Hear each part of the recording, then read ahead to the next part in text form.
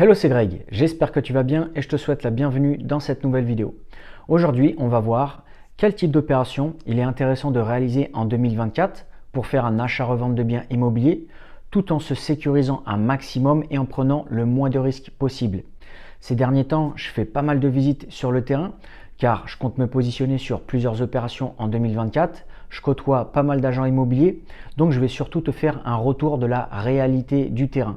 Alors avant de rentrer dans le vif du sujet, si ça t'intéresse de voir un exemple d'opération de A à Z où je t'explique comment j'ai trouvé un bien, comment je l'ai négocié, également quel type de travaux j'ai réalisé, quels sont les détails à analyser pour la faisabilité d'un bien, pour voir si c'est intéressant de se positionner dessus ou pas, également la marge et comment je l'ai vendu, eh bien n'hésite pas à cliquer sur le lien qui est dans la description.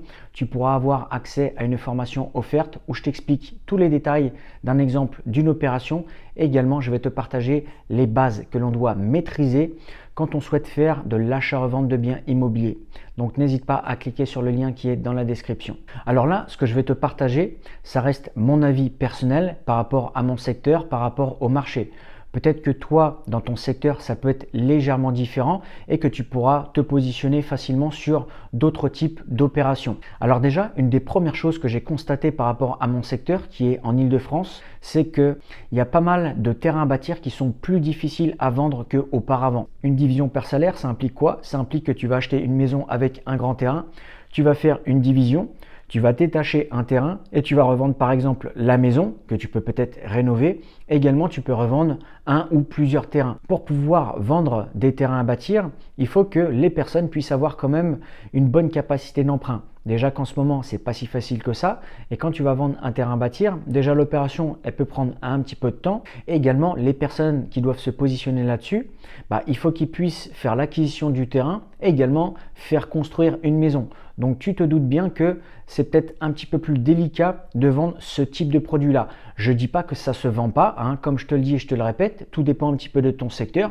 Peut-être que toi, dans ton secteur, ça peut se vendre beaucoup plus facilement que dans mon secteur, mais ça, c'est un premier retour que je peux te faire. Et ce que je te dis, c'est surtout par rapport à ce que j'ai discuté avec certains agents immobiliers qui m'ont bien confirmé qu'ils avaient un petit peu plus de mal à vendre ce type de produit-là que d'autres produits. Une autre chose aussi, ça va être les biens qui sont à rénover. Alors pourquoi ils ont du mal à se vendre? Je vais te dire, il y a deux raisons. Déjà, il y a pas mal de personnes qui n'aiment pas faire les travaux, ça c'est une première chose. Et la deuxième raison, c'est que tu as pas mal de prix qui sont encore assez élevés. Il y a des vendeurs, même si leur bien il est à rénover, ils espèrent le vendre assez cher. Alors ça après, c'est un certain débat. Peut-être que les agents immobiliers n'ont pas beaucoup discuté avec le vendeur pour lui faire prendre conscience que le prix était encore assez élevé et ils vont se dire qu'après quelques semaines, ils vont faire une baisse de prix. Mais ça, c'est une seconde chose pourquoi les biens ne se vendent pas. Alors personnellement, je pense qu'en 2024, c'est le type d'opération sur lequel je vais me focaliser. Pourquoi? Parce que déjà d'une, les biens qui sont à rénover, eh bien ça peut nous permettre quand même de faire des bonnes négociations.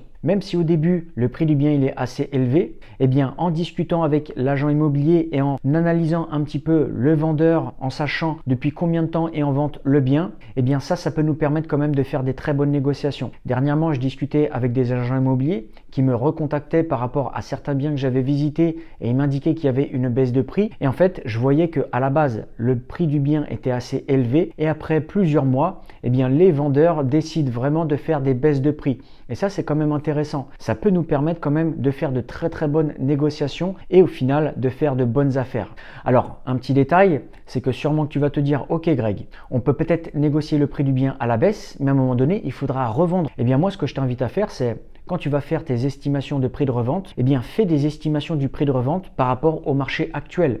Même si, et je croise les doigts, j'espère que le marché va reprendre un petit peu dans les mois qui vont suivre, ça d'un côté, ça pourrait être bénéfique pour nous, mais on va toujours faire en sorte de sortir des prix de vente qui sont quand même assez attractifs, mais par rapport au marché actuel. On ne va pas se dire, ok, dans plusieurs mois, le marché va reprendre, donc je vais espérer revendre le bien à tel ou tel prix. Si par exemple, dans ton marché, tu te dis, je vais revendre le prix du bien dans la fourchette moyenne haute ou dans la fourchette haute, eh bien essaye de viser la fourchette moyenne. Comme ça te laisse une marge de sécurité. Et quand tu vas te positionner sur des biens qui sont à rénover, il y a une chose aussi qui est importante à prendre en compte, c'est la rénovation. quand tu vas faire une rénovation. Essaye vraiment de maîtriser le budget de ta rénovation. Essaye aussi de maîtriser le type de matériaux que tu vas utiliser et le prix que tu vas mettre dans les matériaux. C'est pas non plus nécessaire de mettre des matériaux bas de gamme, il faut quand même faire de la bonne rénovation, mais il faut toujours maîtriser son budget travaux. Ça, c'est quand même très important. Il y a pas mal de personnes qui recherchent des produits clés en main. Donc si tu peux te permettre de faire une belle rénovation avec un produit clé en main où les personnes ont juste besoin de poser leur valise et s'installer dans le bien immobilier, ça, je pense que ça peut être intéressant. Si aussi dans ton budget de rénovation, tu peux te permettre de meubler un petit peu le bien, ça des fois ça permet aussi aux futurs acquéreurs de se projeter beaucoup plus facilement. Je pense que se positionner sur des biens qui sont à rénover peut être très intéressant pour faire de l'achat-revente de biens immobiliers. Et comme je te l'ai dit en début de vidéo, si tu veux voir un exemple d'opération de A à Z où je te partage tous les détails d'une opération, je t'explique aussi toutes les bases que l'on doit maîtriser quand on souhaite faire de l'achat-revente de biens immobiliers, n'hésite pas à cliquer sur le lien qui est dans la description. Moi, je te remercie d'avoir regardé la vidéo jusqu'ici et je te dis à la semaine prochaine dans une prochaine vidéo. Ciao, ciao!